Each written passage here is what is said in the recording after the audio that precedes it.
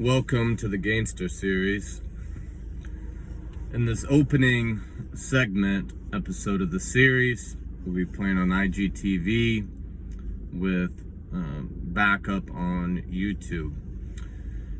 I want to deal with the simplistic reason of the subject: lemons. When we talk of organizations, today you hear the word mentioned gang, you might think of two different things. One, some pants sagging, rag wearing, some city kid hustling off the street, part of a gang doing violence, negative things. Or you might think of a black and white film, someone dressed up in a suit, and organized crime. When we study the actual coming together of an organization, whether it's legal, illegal, viewed upon as a good thing, viewed upon as a negative menace to society, there's oftentimes very simplistic reasoning and very common humanity-driven reasons why groups and organizations are formed. Oftentimes, as far as the judgment of an organization, it falls in the intent of its heart and how it carries its business through. And oftentimes that's where we judge if it's a healthy or an unhealthy organization. Now, over time, we can have many different organizations. Some are eventually deemed as legal, some are illegal. Some of them, they take on different forms and shapes over time. But when we really study the history of it, and no doubt there's some intentions out there that are just pure as gold and some that are just as hot as hellfire. But on a very human level, there's a lot of common ground in basic organizational structure. Two examples that I want to open with is the title of this first episode is Lemons. When we study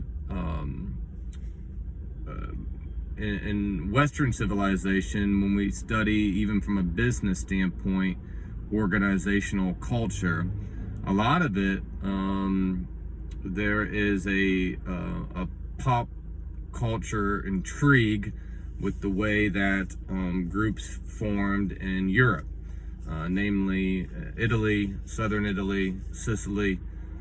And when we hear common, titles now, you might call it the mob or mafia or this or that. And there's all sorts of different groups out there, or that has been. But for the purpose of the example, when you really study in very simplistic form how that type of group can form out of southern Italy, Sicily, it comes down to the very simplistic conversation of lemons. Great producer of lemons from that part of the world, from a farming standpoint. And that was also the way that you not only took pride in your work as a field or a farmer or a land manager, but that was a way that you provided for a family. And at that time of history, government in those local areas lacked strength. And so you had this forming and this coming to a head of, let's say, a man who says, hey, I have to protect my family.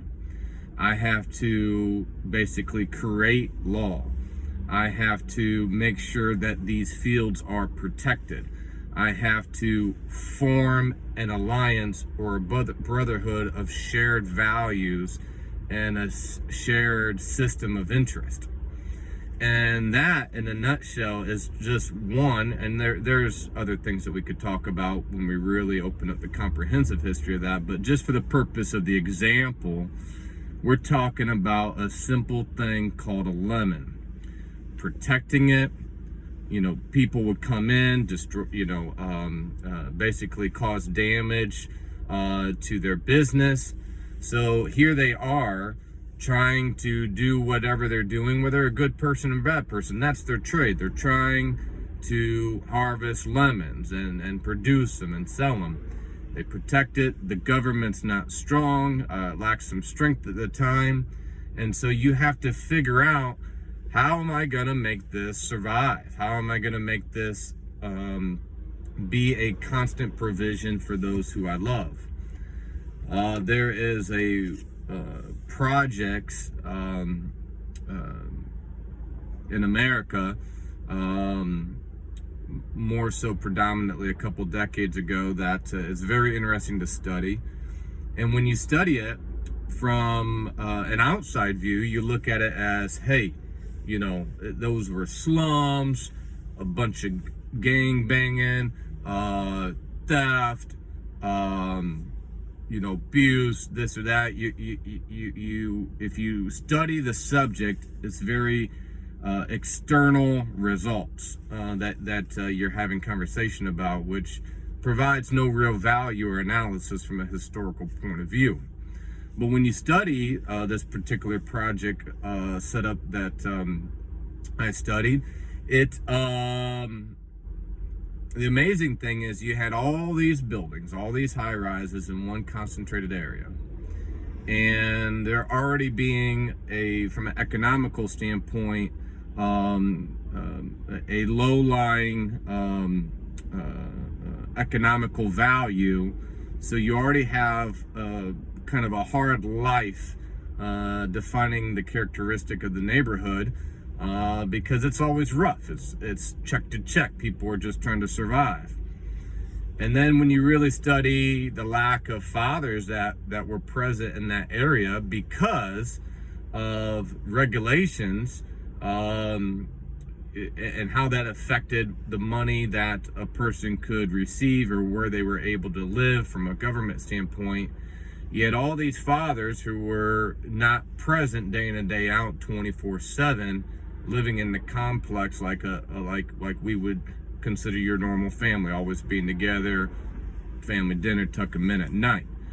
And so what you had is a lot of overstressed, bless their heart, mothers who were running the whole program, and they're trying to take care of their families, trying to take care of any work, and then you have the decay where there's not enough money for upkeep to happen.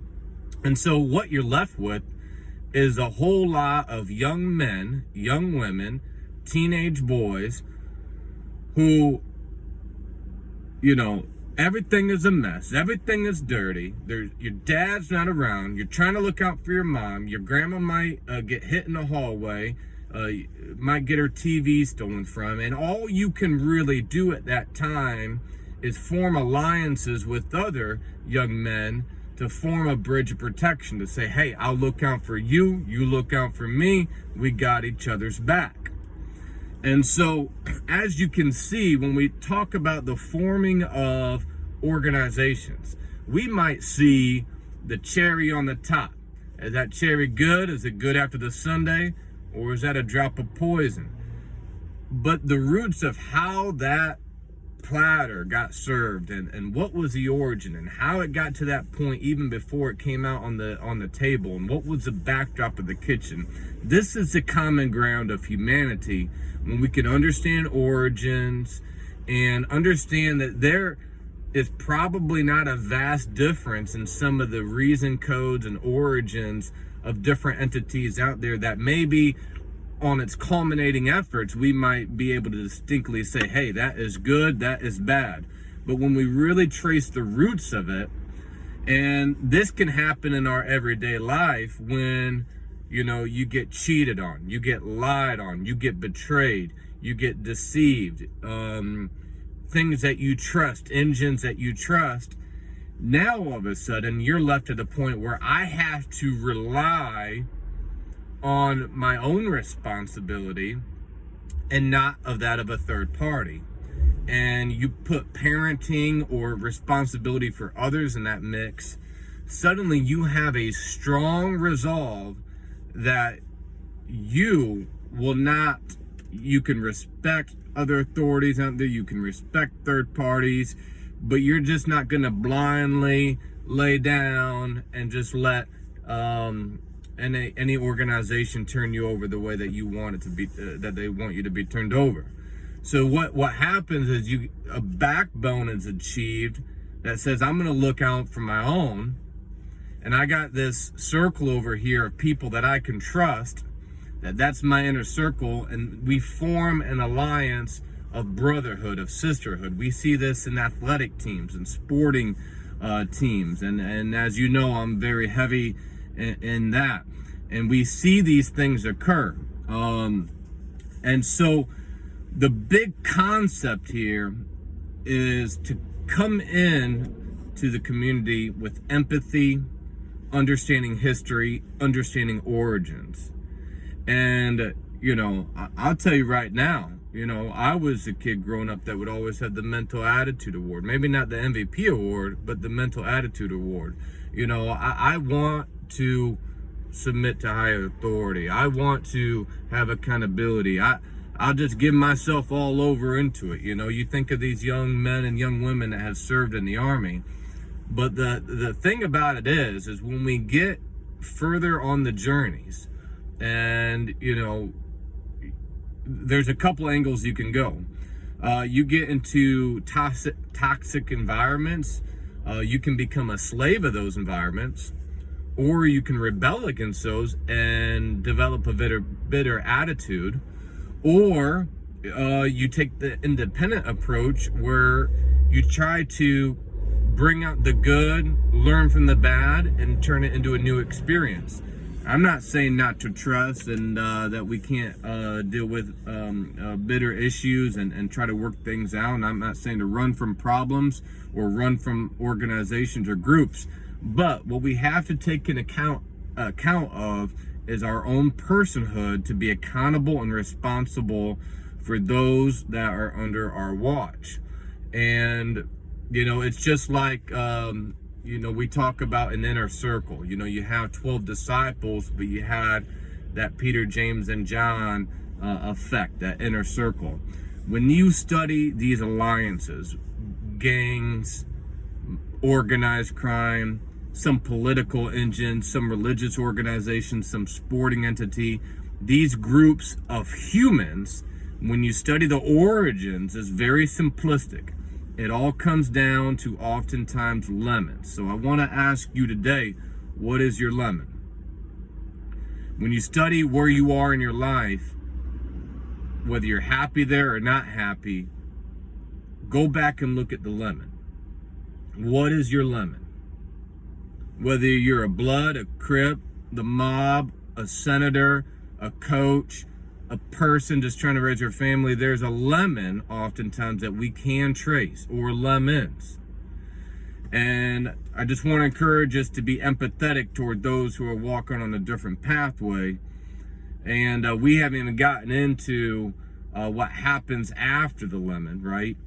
But here is the conclusion of this opening statement on the Gangster series. Is in simplistic form, it's lemons. And when you are surrounded and subject to lack of strength governing your life or those looking out for you, what it creates is an abandonment to fall in love with responsibility, not to responsibility itself necessarily, but because you love what you are protecting, that lemon field, that you become very, very strong in your backbone of who to trust and who to be aware. And so we'll leave on this. Understand the simplicity of the foundation of lemons.